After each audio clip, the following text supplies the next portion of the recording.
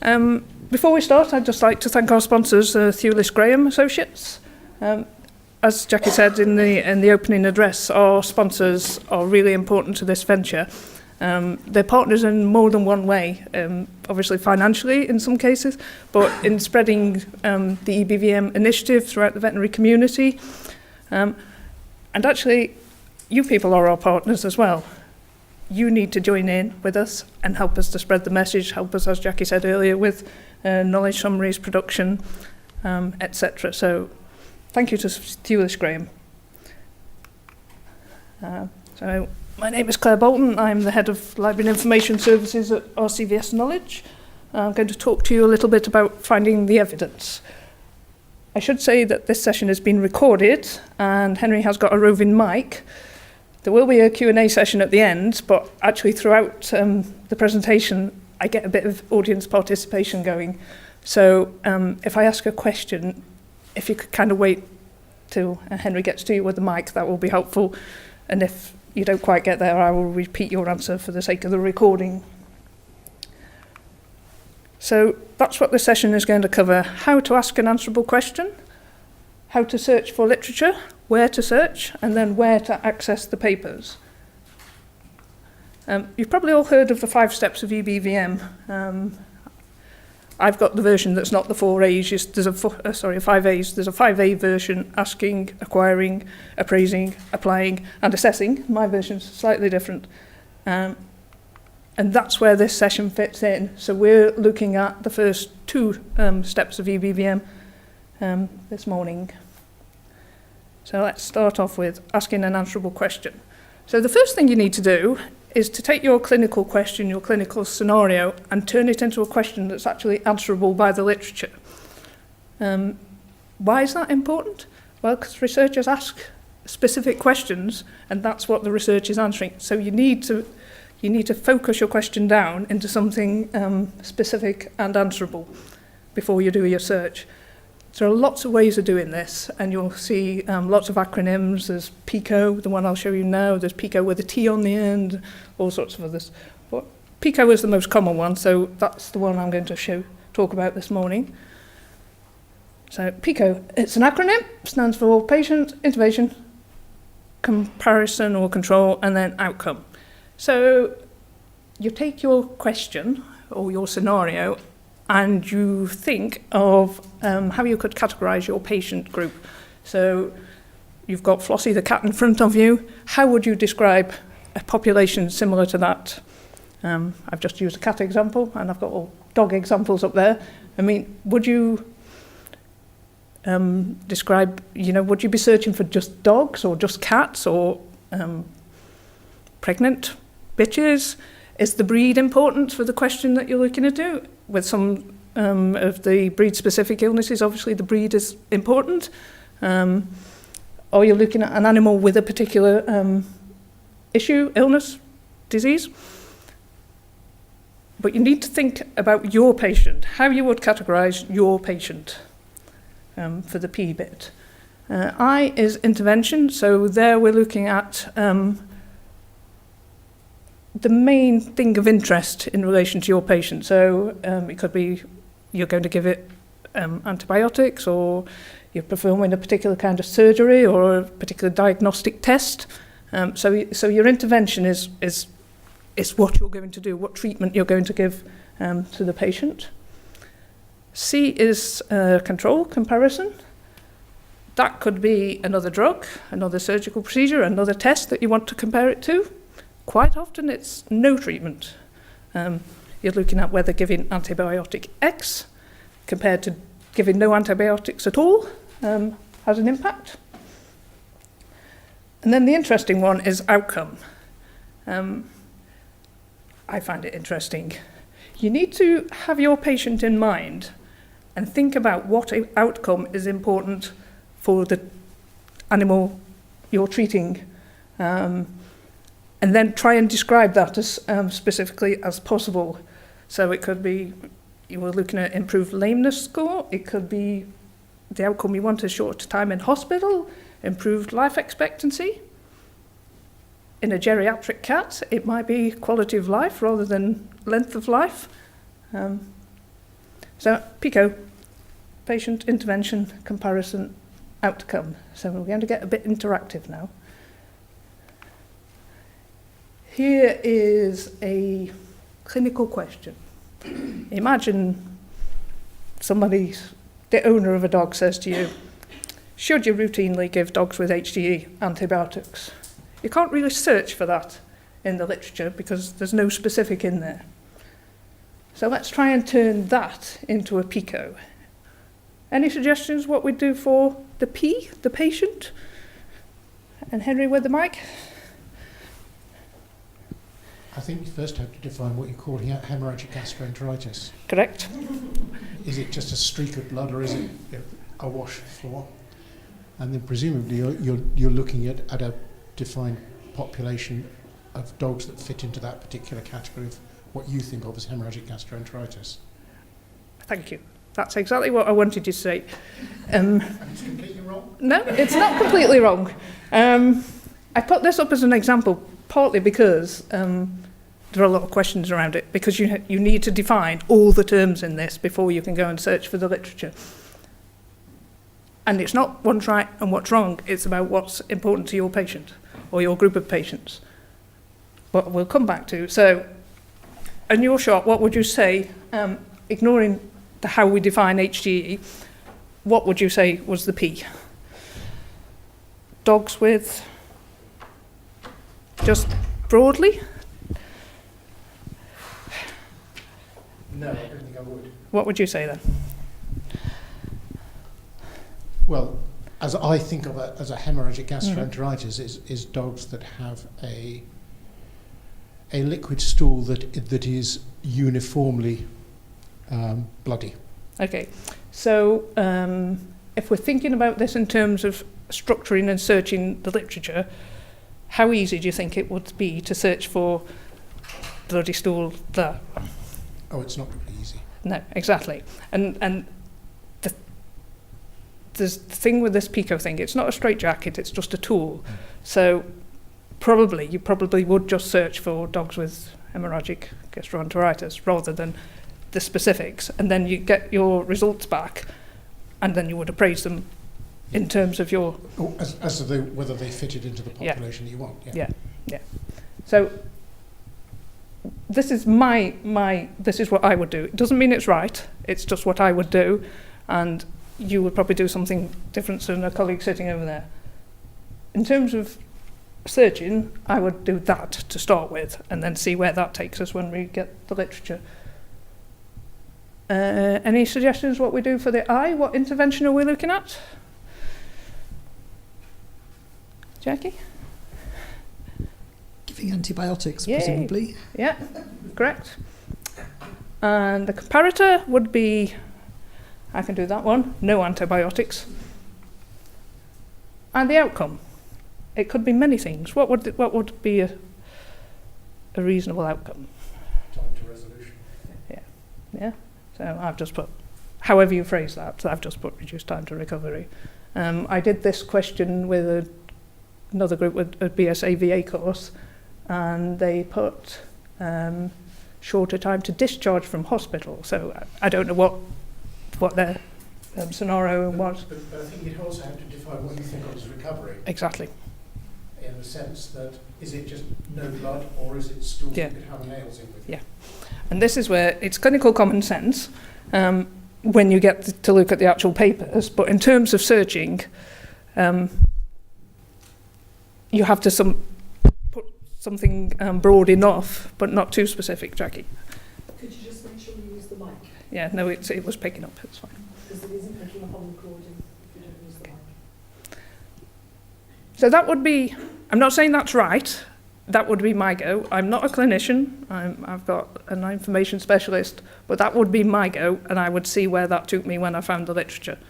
But you're absolutely right, you need to define what recovery is in your head, even if you're not adding it into the search term. And I say again, Pico is a tool. If you haven't got something to put into any of those areas, then that's fine. Jackie. So how likely is it that you would miss something important by how you chose what to put in these boxes? In these boxes, if you... I mean, it's easy to answer that when we get to the search thing. You have to make a decision when you're searching whether you want to get, it's called high recall, help me, Henry. I've forgotten that. Excuse me. Oh. Precision, thank you. Whether you want to get just articles on a particular condition that only does that, or you want to do a broad enough search where you will get lots of things and you can be sure you get everything, but you'll have to do a lot of filtering. But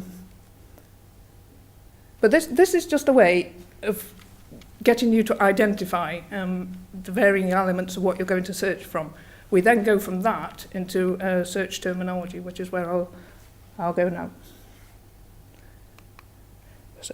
So we've gone from should you give dogs with HGE antibiotics routinely to something that's a bit more specific. So in dogs with hemorrhagic gastroenteritis, do antibiotics compared to no antibiotics, reduce time to recovery. So that is a much more specific question that you can then go and search the literature for. Does that kind of make sense? There's a question there, Henry? Sorry. What I've found is you do that as a bare bones thing, and then it throws you all relevant papers, and then you end up from those branching off, and you end up like miles from where you actually wanted to be. But it's really interesting anyway. And I think that's the bare bones. I've always learnt with bullet points, and that's spot on. And then you just go like a tree. Yeah. I think. Yeah. I never, ever, ever search for literature without having a stab at doing this first, because it makes you think about what you're actually looking for, what's important to you. So let's assume that we've now got an answerable question, and we move on to how you turn that into a search. So you've got all your Pico elements, and you need to identify the terms that you're going to put into the database search. You have to think of all the different synonyms that there are: horse, equine, bitches, female dogs, all of them, because there's no single taxonomy when people were writing. People are using all sorts of words to describe the same things. You have to think about all the abbreviations. TPLO, I've already said, HGE, hemorrhagic gastroenteritis. All the alternative spellings, so particularly the American English versions of things, and the famous non and anti words. Do you want to show? Just a comment really, that sometimes in that sort of situation we talk about hemorrhagic gastroenteritis, whether you could link blood and diarrhea. Yeah, absolutely. I'm showing you a very simple search. Just using hemorrhagic gastroenteritis. If I was doing this as a proper search, I probably would, having done a simple one, then add in blood, diarrhea and that sort of thing. Just to finish off where I am, non-steroidal and anti-infection and all those sort of things, you usually get 3 spellings. Non, as on there, 1 word, hyphenated, and then there's 2 words, and you have to search for them all if you want to be sure to get all the literature that involves those. So here we've got our search back again, and again this is just a simple stab at it. First go. I think we need to search for all of those words to cover dogs. Have I missed anything? Yep, I probably would put canis in there as well, depending on what I was searching. Depends which databases you're using. Any others? I've got one. Would you hyphenate gastroenteritis? Yeah, that's the one. I did this without looking at the literature, and then I ran it, and exactly that. And that's why searching is really an iterative process. You start, you go for it, you look at the literature that's coming back, and then you amend your search, you do it again. That's a good example of the spelling. And actually, if you misspell hemorrhagic with only 1 R, you get loads of hits as well. And you have to think about things like that. And then, there you go. Antibiotics. A simple word suddenly becomes a lot. And experience suggests that if you don't cover all of those variations, so you can see I've got anti-infective agent, hyphenated 2 words, you're going to miss stuff. Oh, you can come up here, do this. I'm just going to ask if there's some sort of veterinary or medical thesaurus online that you can get hold of. You were going to ask the same question. So, I was just going to say I can see a really good role for knowledge here yeah. of putting a thesaurus up. That's exactly Yeah. where my mind was going as well. Most of the databases have control vocabularies in there that you can use, and I shall say something about those later. But yeah, there are masses and masses of ways to describe the same things quite often, and people use them all and spell them all slightly differently, and you'd even need to cover them all. The temptation would have just been to put antibiotics, wouldn't it? Yeah. Okay. So we've got some terminology. We're now finally getting to the database.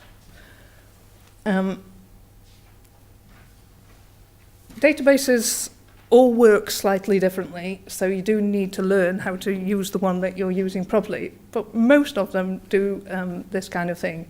Most of them allow you to use truncation symbols, which is usually the asterisk, so that you can capture different endings of words. So my example there, if you put transplant with an asterisk at the end, you'll get transplant, transplantation, blah, blah, blah, which is really good, but it's really rubbish for cats and dogs. Because if you put cat, snow, you'll get catalyst and this and catastrophe, and if you do dogs, you'll get all sorts of things. Doesn't work. But in other circumstances, it's really good. Space, Spain, space, it works like that. Some databases allow you to use a wildcard, usually a question mark, which is a way of getting around the funny spellings, the American, British spelling business. So you could put anesthesia like that, and you'll pick up both spellings. All of them will allow you to do phrase searching, foot and mouth. The example before, the anti-infective agent, if you put that as a phrase, that's the best thing to do. And there are usually options to allow you to say this word near to this word. And I've put 3 examples of the way that that's described. It's either this word within and a number and that word, or adjacent or near, and you have to work out which one your database uses, which command. So in that example, we're asking for therapy within 3 words of the word diet, if that makes sense. And that's actually quite a neat way of narrowing things down a bit. Okay. We're nearly there. We're nearly at the stage where we can do a search. Who's heard of Boolean Logic? Who knows what Boolean Logic is? No. Do you? Yeah, okay. I get a bit cross when people go Boolean Logic and then they do all those circles, Venn diagrams and things. It's three words in a set of brackets, you know. Or and not. So you can use an or function, which broadens the search, so you can look cat or dog. We'll find you articles that have got either about a cat or a dog, and cat and dog, only articles that are about both, that have got both those terms in. So or to broaden and to narrow. Not, you could do cat, not dog.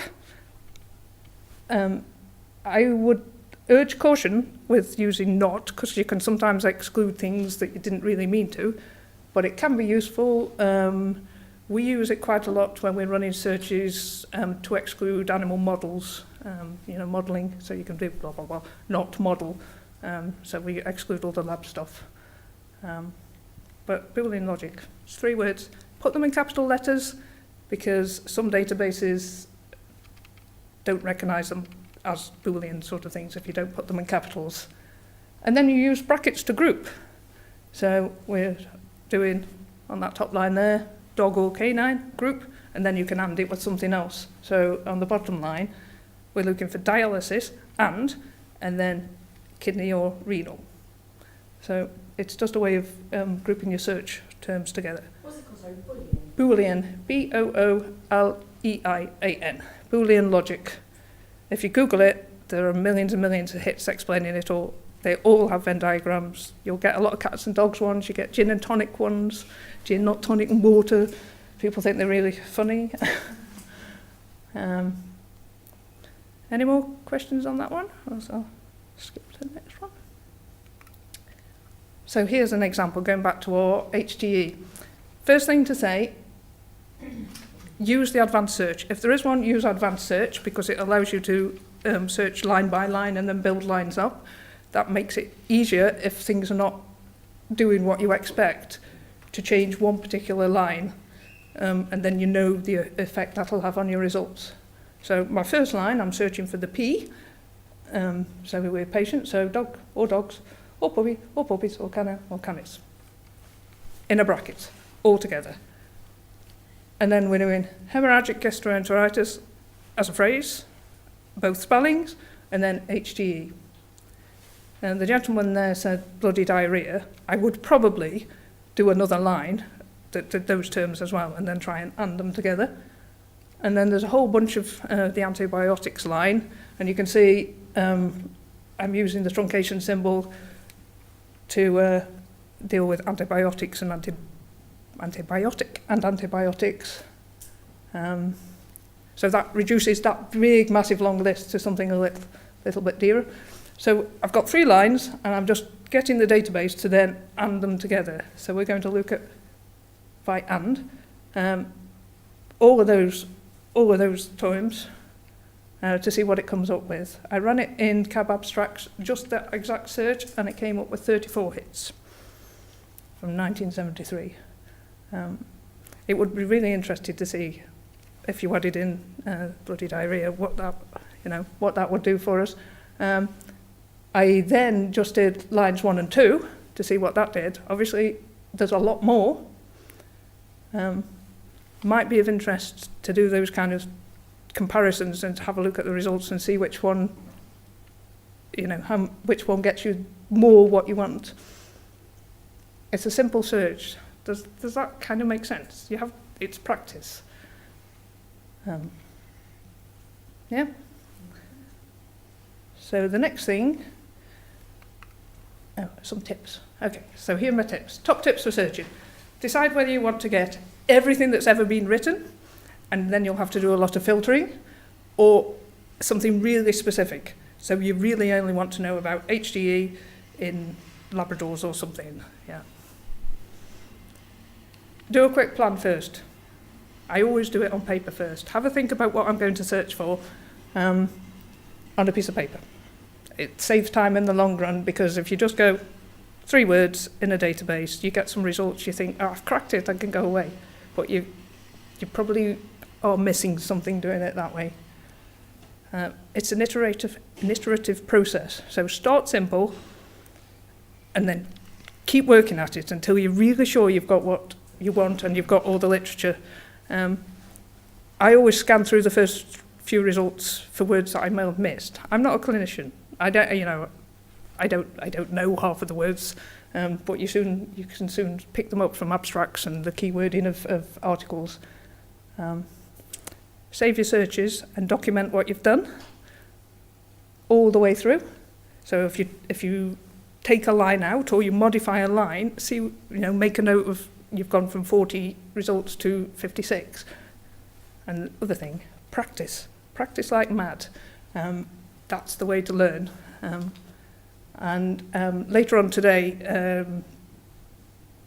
immediately after lunch, there's a session that introduces the new EBVM learning resource, and there are some fabulous exercises in there where you can practice some searches, and also some really good examples of more complicated searches and the effect of changing words within lines. They've got a 32-line search, and it explains alongside what's happened when the changes were made. So have a look at that as well. Okay, so that's how to search. So where to search? There are two places. You can do a search for secondary sources of synthesized information. So if you just want to have a look at a review that somebody's done a search in the literature and done a review, whether it's a critically appraised topic or a systematic review, then that's fine. Or you can search for primary sources in a bibliographic database. So here are some sources of secondary reviews. Nottingham's best bets for vets, so best evidence topics, that's critically appraised topics. If you don't know that site, then it's a good place to go to, have a look. Nottingham also have a bibliographic database of systematic reviews in veterinary medicine as well, VetsRev, and that's a good place to go. Anybody know either of those resources? Yeah? Yeah? Veterinary evidence is RCVS Knowledge's new online journal, which will be launched later today, which will have what we call knowledge summaries in there, critically appraised topics. So that's 3 really good sources. There are loads of other places, Banfields, for any equine vets in the room. EVJ have a whole series of clinical evidence in their publications on a monthly basis. So they are sources of secondary information. Primary sources. How many people search Google as their first port of call? Put your hand up. It's fine. I do it too. You just have to be aware of the limitations of it, because as you know, you get a zillion hits. Most of them are irrelevant. Nobody knows what Google's doing and why something comes up to the top, because it's a trade secret. But it's free, and it's there, and we're used to it. How about Google Scholar? Yeah? Henry, put your hand down. If you're doing Google, I would suggest do Google Scholar instead, because it has an academic focus. It's searching academic journals and university websites. It reduces the amount of superfluous rubbish, for the want of a better word, that you have around you. PubMed? Yeah, more PubMed people? Good. PubAg, which is a new one, which you may not have heard of, so focuses on production animals. It's agriculture, but there's quite a lot of production animal stuff in there and animal welfare. Okay, so now's the question. Those of you who are searching PubMed, do you think that you're getting a comprehensive search of veterinary literature? No? Do you search it because it's free? Yeah. Okay. The guys at Nottingham did some research on the best databases to use, and their research shows that PubMed only covers 36.5% of veterinary literature. I know people will search it because it's free, that's fine, but just be aware that when you're doing it, you're only covering that sort of coverage. And I would suggest combine PubMed with Google Scholar or Google, just to be sure that you're getting slightly more than that. So what's the top database in that research? CAB Abstracts. It's subscription, it costs a lot of money, but it does cover, according to that research, 90% of the veterinary literature. Anybody ever use that? Yeah. And you get access through, if you don't mind me asking? RCVS. Yeah. Yay, well done. Can I just take the money and go now? Yes. And that's it. So CAB Abstracts, big, massive database, but it has a subset that's just the veterinary science database, and CABI, bless them, have made that available to people at a much more affordable price, but it gives you access to the same stuff as the full CAB Abstracts. So that's probably the affordable solution for most people. And as that gentleman there, thank you very much, says, it's available through RCVS Knowledge Library membership. Anybody a BSAVA member here? Yes? Did you know you got access to that as part of your membership? Good. Excellent. Those who don't, as I said, I ran a BSAVA course a few weeks back. I had 12 people in the room. All of them had been members of BSAVA for 5+ years, and none of them knew that they had access to VetMed. So the message there in talk. How much is membership of the Royal College Library? Membership of the Royal College Library is at the moment. Thank you very much. I'm going to look your name up in a moment, see who you are. Which is fantastic, fantastic value. I'm going to say that. So it's cheaper for nurses, 35 quid at the moment for nurses. So for not a lot of money, you've already got access to the best database to search. I'm just going to squiz over this because there are lots of advantages over databases. Being able to create a reproducible search is the main one, because you can search on Google and then 10 minutes later it'll be doing something different and no one can ever reproduce that. So now we've done our search, we've gone to the best database available using the Your Knowledge Library subscription, and then you have this issue, you've got a whole list of bibliographic references and you want access to the full text. So where do you go for that? Well, there is a growing open access movement. It's going to get bigger and there's going to be more literature available, but you and I know at the moment most primary material is behind a paywall, which is an issue for all of us, including people who work in libraries. JVIM went completely open access last year. It's growing. Most subscription-based journals do publish open access articles within their issues. So you need to be quite crafty and search. And I would suggest if there's an article that you really want to find and you want to see if it's open access, just get the title and whack it into Google. Google will find it for you if you've got a specific article title, and if it's freely available, it will get you to the full text. You can also do that in the RCVS Knowledge Discovery Surface, because we've linked all the open access stuff. Other places you can get access, institutional journal subscriptions, it gets to be expensive. Memberships of BSAVA or BVA usually come with some journals as well. Pay-per-view, any of you pay-per-view when you found an article and you go, dead expensive. It's just a comment on the expense, that there are some journals, and Jaha is one of them, where it's like $30 for an article or $40 for the access to the whole archive. So if you want an article, I quite often just go back through the last year and take out anything else that is vaguely of interest to me. Yeah, absolutely. I mean, the pricing models are really peculiar of some of the journals. RCVS Knowledge Library at the end. I would say if anybody is paying per view, paying to download an individual Go, and they're paying $30 on more than twice a year, you're mad. Join the library, As we've just said, it's 90 quid.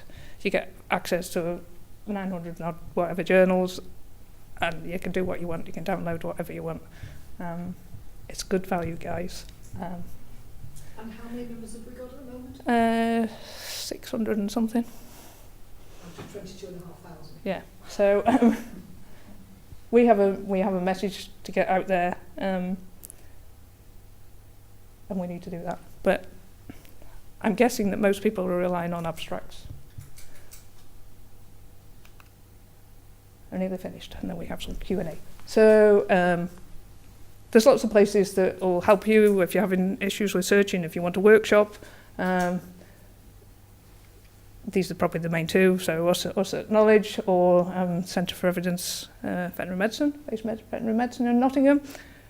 We run workshops all the time for people who want search help, individuals or groups. So if anybody's got questions, email us, phone us. There you go. We've published a set of toolkits which take you through the whole EBVM process. So asking the question, searching, appraising the literature. There's loads of help, and as I said, there's a fantastic resource, EBVM Learning, that's going to be launched later this afternoon, just after lunch. So I've talked a lot, but you guys have got to go away and put this into practice. when you get out back at work next week. So these are my suggestions. Work out what the best bibliographic database you have access to is and learn how it works. And if it's PubMed, as I say, try and combine it with Google Scholar, but learn how to use it. Learn its database commands because you'll get more out of it, and join the library. And then consider what the most cost-effective way is to get full text access within your practice or for you as an individual. And if I would suggest, if you're paying an individual subscription to a journal, have a think about library membership because it'll be cheaper. So, any questions? Or have I questioned you out? Anybody? Well, in which case, can I ask you a question? How many of you rely on abstracts? It's not, I'm not going to tell you off or anything if you put your hand up. I do it all the time. But how many of you do for clinical decisions? Are you ever conscious of that perhaps there are issues with doing that, shall we say? Yeah. Yeah. Yeah. Because if you look at there's lots of research out there on what an abstract looks like in relation to the actual results and the clinical stuff in there. Abstracts are a selling point. That's what they are. They're often not written by the authors. They're often written before the finished version of the papers. And, you know. But you do tend to. But you do. You do tend to read them as an overview of what the paper's about, don't you? Yeah, I think reading them as an overview and then thinking, yeah, I really want to read, that's interesting, I want to read the full text, is absolutely fine. But reading them and then kind of making a clinical decision based on an abstract that says 95% of the patients recovered in, and then you look at the research is a population of 6 or something. There are issues around that. Any more questions? I'm getting away with it, my friend. Just a comment. A comment? What I also find very useful is actually having reference cataloguing software. Yeah. I use something called EndNote, but Yeah. I don't know. There are Absolutely. lots out there. I know Tim, in his session on critical appraisal, is going to talk about that. But yes, if you can access, purchase or use one of the free ones, some software that will manage your references, it's much easier, and then you've got it, and you can use it forever and again. We can make suggestions. The trouble is, you download lots. You have several thousand references or whatever on your computer, and you think, I'm sure I've got something about this somewhere that I've downloaded. Yeah. And it's just nice to be able to go into the software and just say, tell me about blocked cats or whatever. Yeah, absolutely. And there are lots of alternatives out there, and even the subscription-based ones are not ridiculously expensive. 5 minutes early. Any questions? No, I've blinded you with science. You're itching to know where you can join the library. Yeah. Okay. So I was going to do that in a moment.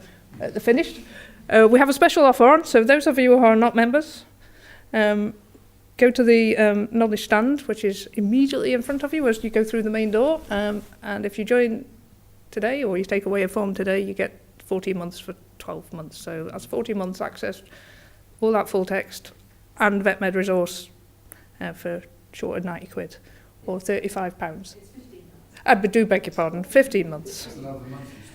Just like that. It's gone up as I was standing here. Yeah. Why wouldn't you, is what I would say. You know, it's peanuts money, really. You spread that over 15 months. I've blinded you all with science, or is anybody going to go away and practice some of this? Yeah? Yeah. As I say, on our website, there's the toolkits, but the EBVM learning thing that is going to be launched, which Knowledge have funded, is interactive. It's there's quizzes and it's all interactive, and it's really it's good. So that's a good place to practice. Have we got a question? Yeah. Excellent. Maybe thinks that if I need to practice. The database commands that you talked about, the or, the and, the nots and the brackets, Yeah. does that work on just on normal Google and Google Scholar? Henry, yes. Yes and no is the answer. Go for it, Hen. Go on. That's my answer. Yes and no. Google tries to correct your search, so it will automatically. It tries to smarten your search to make you find what it thinks you want to find, so that it sometimes overrides those. Yeah. Google always thinks it knows better than you. Okay. In the primary sources, you can use them, no problem. Yeah, if you're in Vet Med Resource or Kebabs or PubMed, PubMed does, but Google just does its own stuff. Thinks it knows what you want, Okay. and puts it to the top of the list. Sorry, another question. On the RCVS Discovery, if you join it, because it's really good, It's only £90. yeah, and even cheaper Have if we you're a mentioned nurse, you do an advanced search and it has it all there, all the ands for you, so you just fill in the boxes and it's just, you don't even need to think. Yeah. There you go, you don't need to think. Why have I just that up here? You do a bit thinking.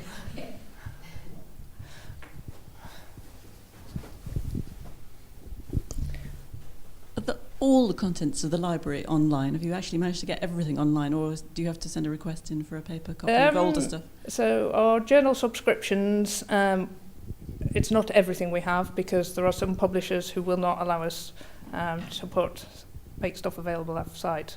I could be horrible and name them all, but there are some. And it's what we are licensed to have access to. So there are some what I would call key journals, and I will name them: Vet Record, In Practice, Johor, where I cannot get a license to make it available off-site. It's to do with finances and subscriptions, and It's actually cheaper to join BBA if you want to download more than 6 hours. exactly, yeah. And at the risk of sounding like a selling person for RCVS Knowledge Library, if you want a specific paper, they will find the paper for you. Yeah, and it's will cheaper. and issue it to you. Yeah, and For a fee, but it's how much Yeah. is that? Something we've got in print, it's £5, and we'll scan it and email it to you. So don't ever pay $30 downloads, because it's mad. But we will do it because it's Saturday night at 12 o'clock and you're just desperate. But try not to get that desperate. And yeah, yeah, and just join the library, and then you don't have any of those issues. Yeah, there we go then. No, thank you.